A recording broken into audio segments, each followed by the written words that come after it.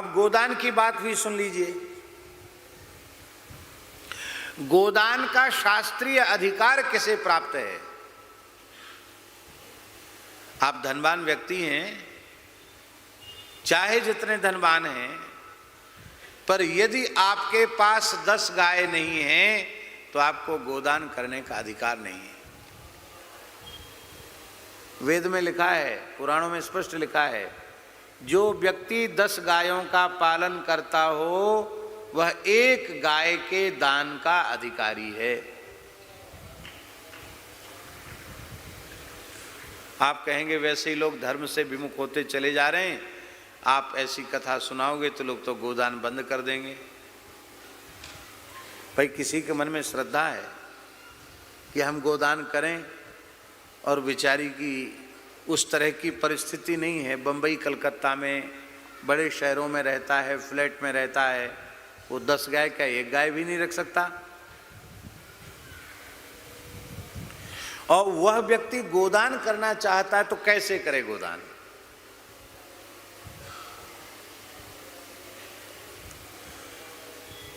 इसका उपाय है, जैसे हमारे श्री रघुवीर दास जी प्रेम से गो सेवा कर रहे हैं, अनाश्रित गोवंश की गो सेवा कर रहे हैं।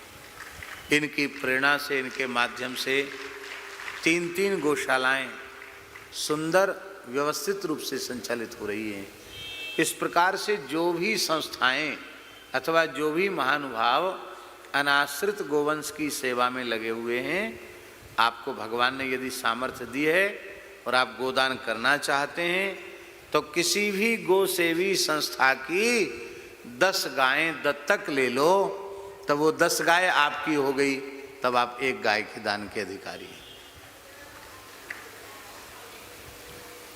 एक और उपाय,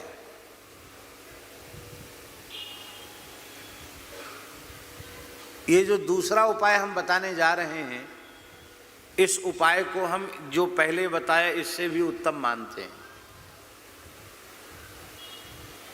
दूसरा उपाय ये है कि आपको भगवान ने यदि सामर्थ्य दी है तो गांव में 10 गोपालकों के घर में गाय पलवा दीजिए।